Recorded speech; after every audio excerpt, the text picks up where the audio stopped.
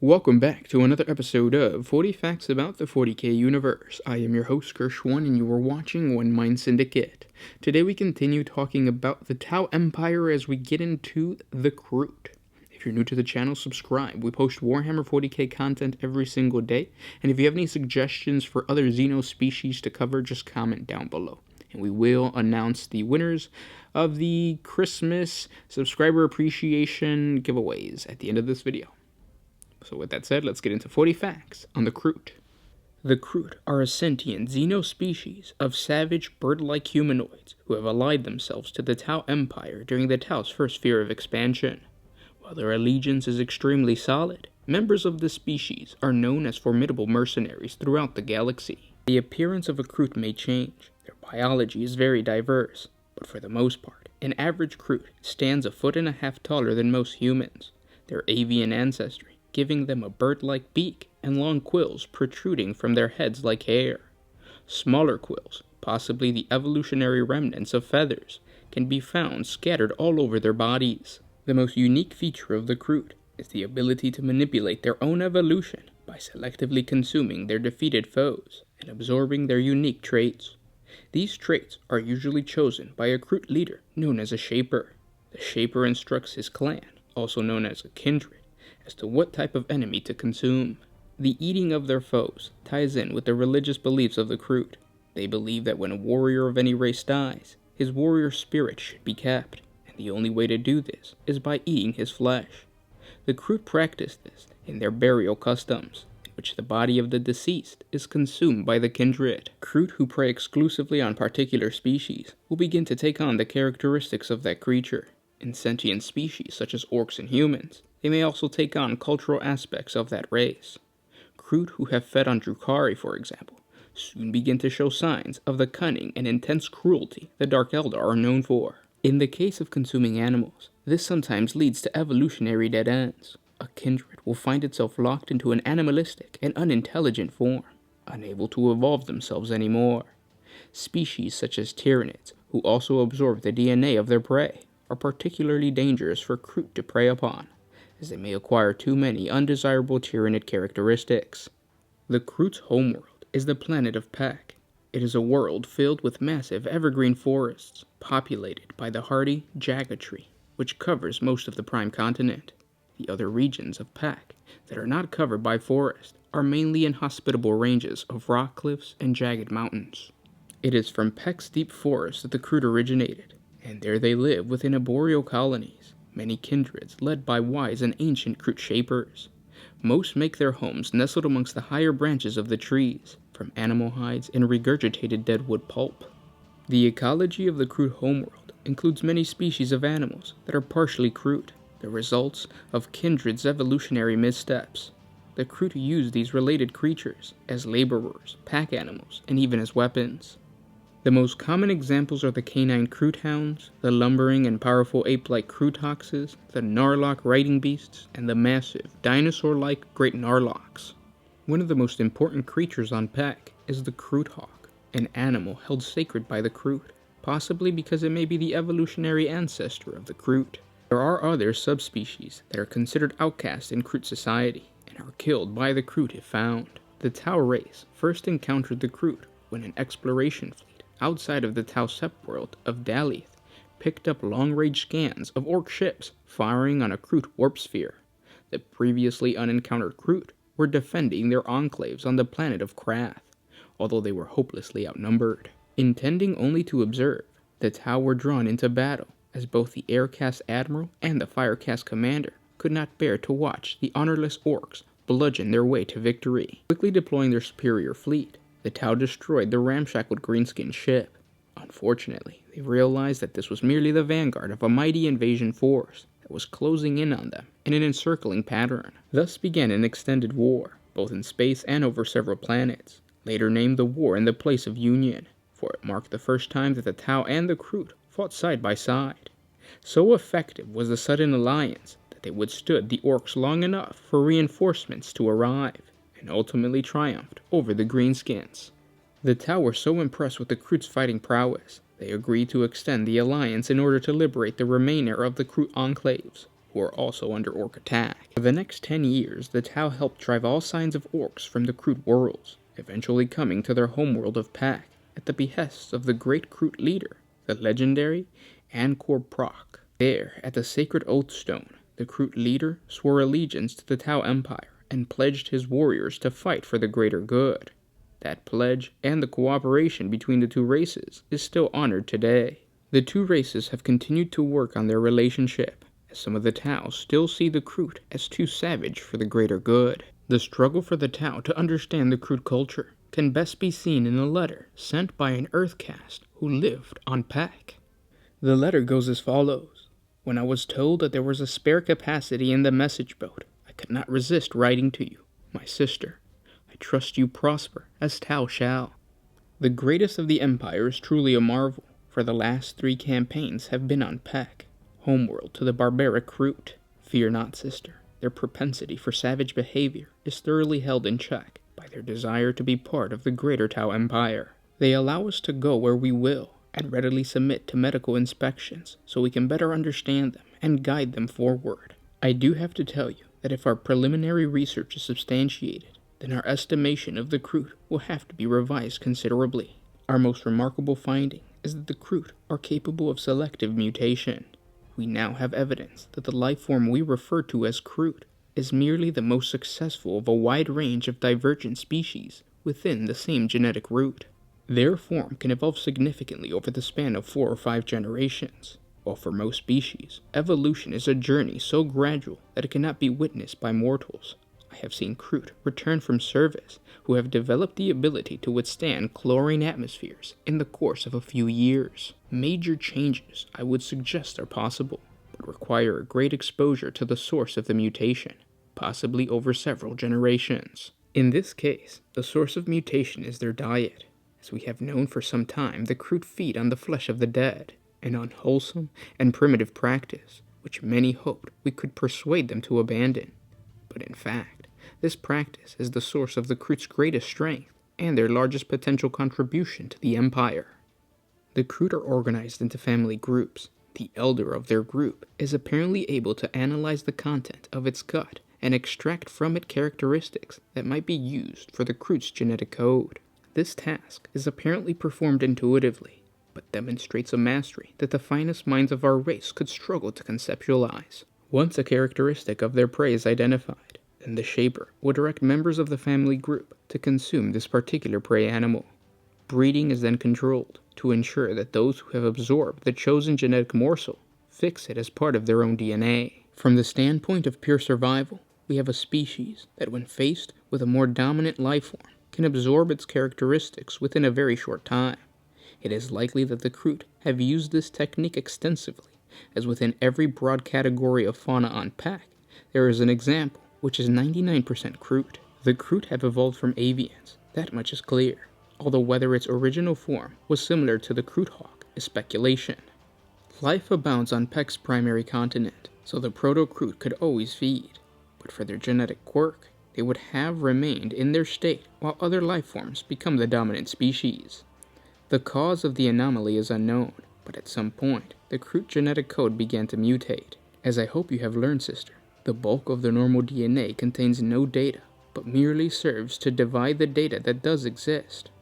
The Kroot's mutation turned this space into a blank slate for retention of new genetic code. The mutation is not random in its working.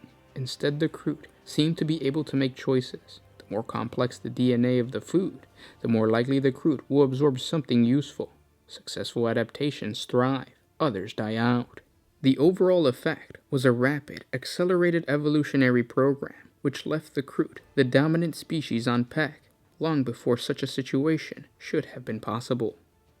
The Kroot brain is unusual insofar that it is a combination of cerebral hemispheres and a cluster of ganglia. The ganglia run the length of their crests and are very efficient at interpreting sensory information, a feature which, combined with their superb senses, make the Kroot very difficult to hide from. In this regard, the ganglia are similar in function to the Tau's thalamus. They have 2 cerebral hemispheres, one behind the other. The front hemisphere controls logic and memory and is considerably more developed than the other hemisphere, which governs imagination and creativity. Kroot interpret what they perceive and react accordingly, with little emotional clutter. The rear hemisphere is another mutation. It controls their inventiveness and imagination, and has a very limited capacity. While it is more pronounced in some Kroot kindreds, this limits the Kroot's creativity considerably, with the consequence that they have gone about as far technologically as they are likely to go without the help of more sophisticated people. The Kroot have little capacity for further mutations, without seriously destabilizing their DNA. They cannot therefore acquire every advanced trait they encounter, or their variety will end, trapped in single form that is a genetic dead end. Kroot hounds and Krootoks are example of this error being made in the past. Kroot history is littered with these evolutionary cul-de-sacs, although their rapid development is a testament to their effectiveness. The Kroot digestive system is capable of breaking down virtually any organic substance to a pure energy form, which they retain in organs called nymunes spread throughout the body. The stored energy can be used to maintain the Kroot during a lengthy hibernation period. The Kroot, as carrion eaters, are quite content to wait out their prey, and can initiate a state of hibernation at will, during which their metabolism slows to a halt. The Kroot are a bizarre mixture of evolutionary quirks, unable to urinate or defecate. They have probably the most efficient digestive systems I have ever examined. Virtually nothing they consume is wasted, although some undigestible material is regurgitated, and chemicals synthesized from their food are released as thick, viscous sweat. Their stench is unbearable to me. I am sure they realize this, although they reign ignorance.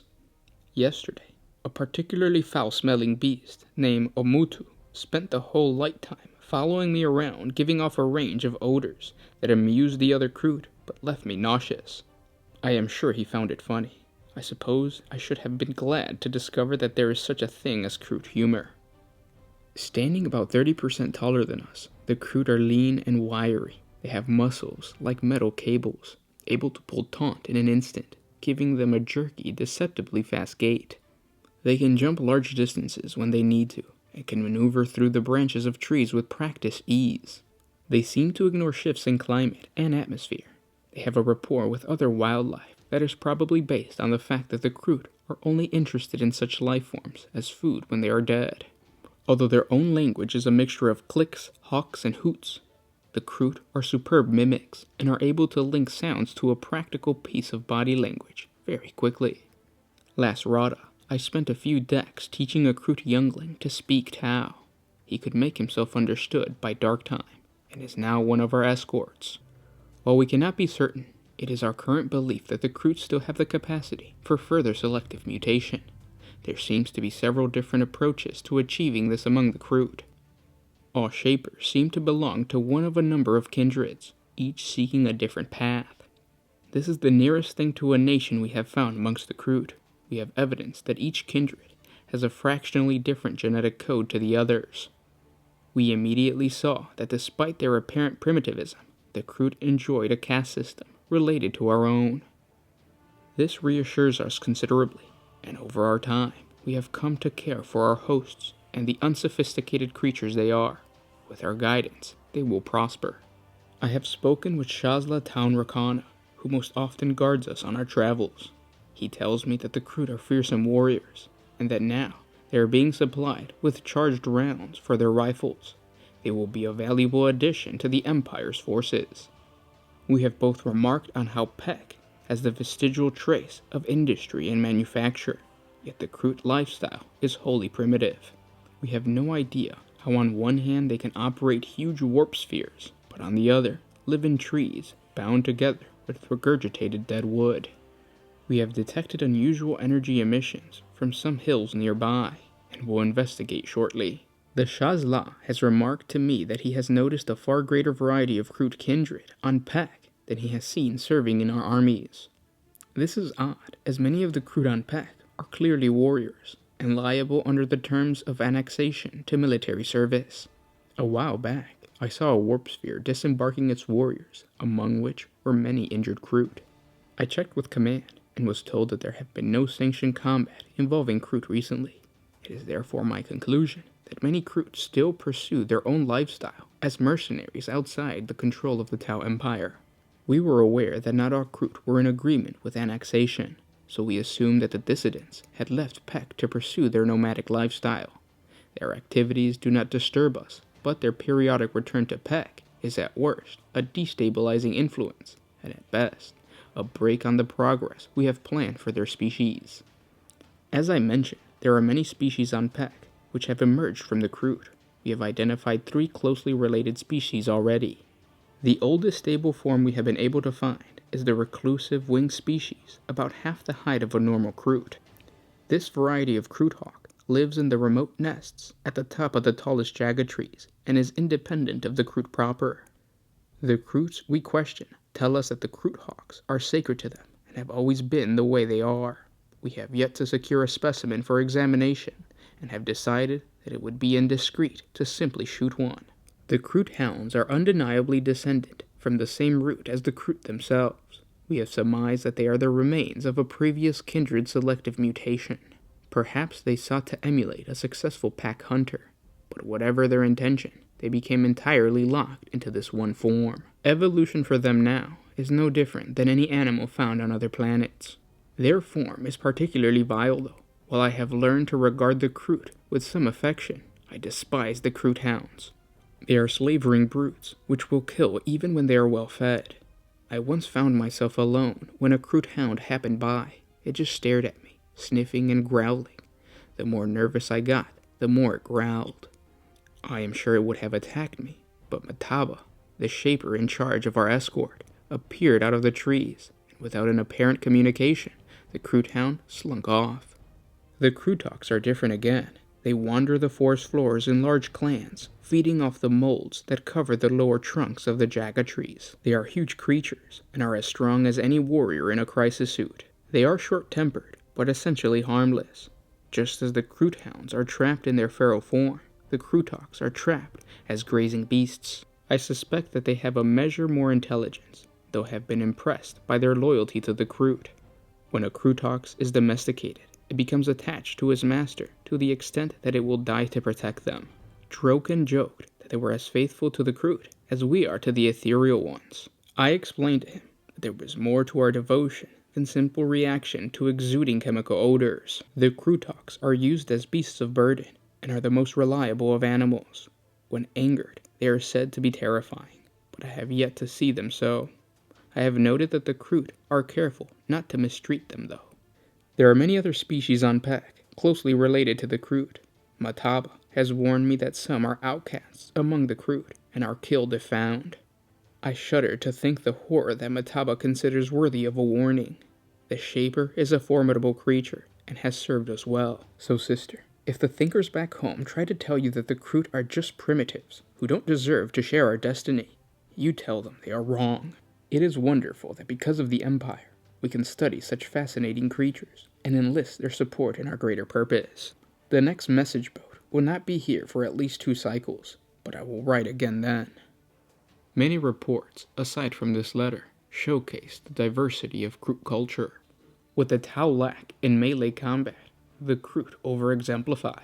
The most notable report that showcases this ability is the report of an Eldar encounter with the Kroot. The report goes as follows. Laresh carefully scanned the moonlit trees before the ranger squad, the muzzle of her long rifle following the movements of her eyes. Her every senses was attuned to the rhythm of the forest, altered by something out of place, something alien. Nothing disturbed the quiet except the ordinary sounds of animal life she had come to expect. Had any of her enemies been nearby, the native creatures would have fled or given some other warning of their presence. Satisfied, she lowered the rifle and lifted her right fist, the finger spread, the sign that all was well. Laresh returned the rifle to her shoulder, soundlessly rising from a crouched position, and crept forward, each step carefully placed as she advanced through the trees. The 5 Eldar Rangers moved like ghosts as they worked their way forward, chameleon-lined cloaks shifting in hue until the Eldar scouts were all but invisible. Laresh stalked silently towards a wide-trunked vine tree. Then all hell broke loose.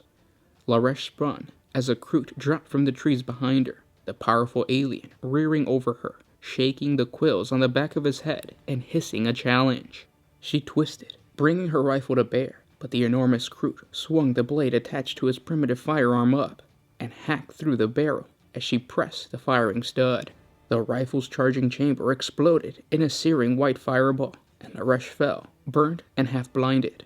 Most of the Kroot's head had blasted away, and it toppled forward, pinning her against the tree. Dancing motes of light, after images searing onto her retina, burst before her as she blinked furiously, simultaneously trying to clear her vision and pushing the dead Kroot away. The night echoed with screams as more Kroot burst from hiding and leapt upon the Eldar scouts. Laresh saw her cousin, Kuliern, defending himself from 2 Kroot, and then screamed his name as a third drove a blade through his back, the tip bursting from his chest in a spray of blood.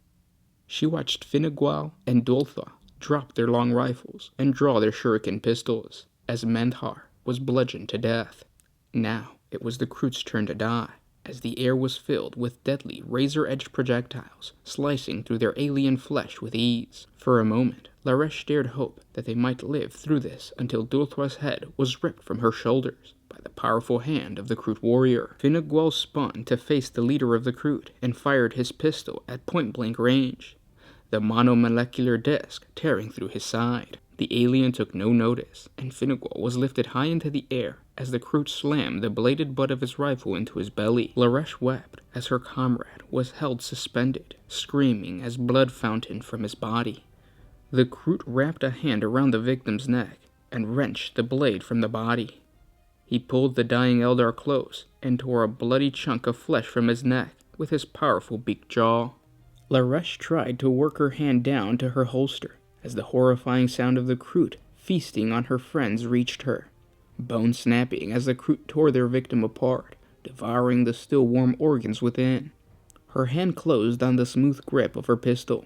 She drew and fired in one motion, almost beheading one of the blood-stained Kroot. A backhanded blow knocked the pistol flying, and a rifle butt slammed into her face. Blood filled her nose. Dazed, she felt herself being dragged out from beneath the dead Kroot, hearing the clicking, whistling language of her captor. Her limbs were seized in vice-like grips, holding her immobile. She screamed as she felt the Kroot fasten their jaws onto her leg and begin feeding. She was still alive as the Kroot broke her ribcage open. The Kroot leader, devouring her heart, was the last thing Laresh ever saw. And those were 40 facts on the Kroot. I hope you guys enjoyed this video. If you did, don't forget to share it with your friends on Facebook, Twitter, whatever social media you guys use. It really helps out the channel when you do so. I love the Kroot ever since I started playing Warhammer 40K. I wish that the Kroot had their own army, and then in 5th edition they got their own little codex where you could play them as a mercenary faction. You could pretty much play them as whatever you would like.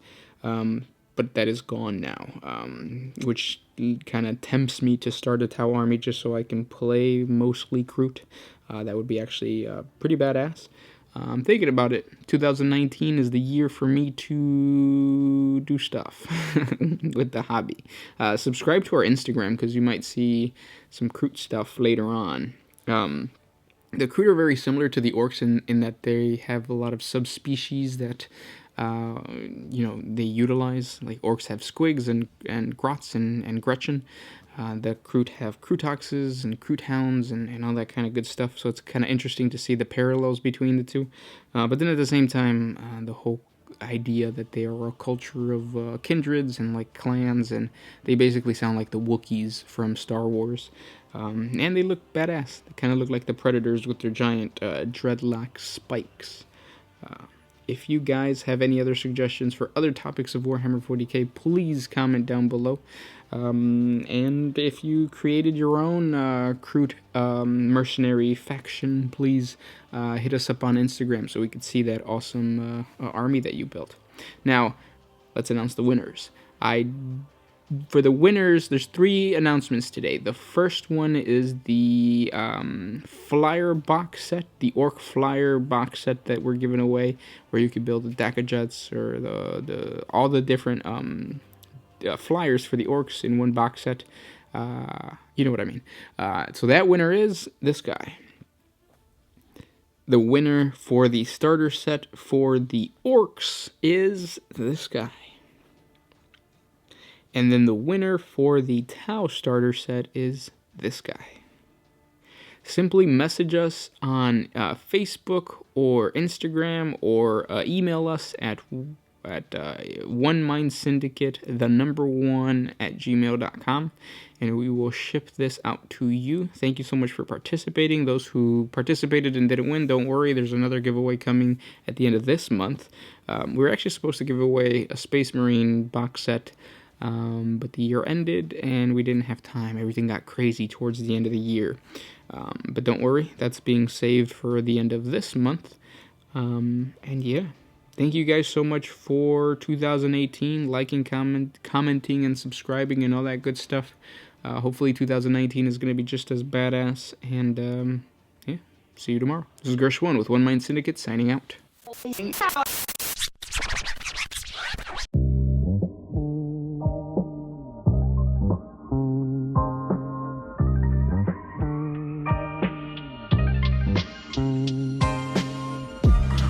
if you took up my freedom back in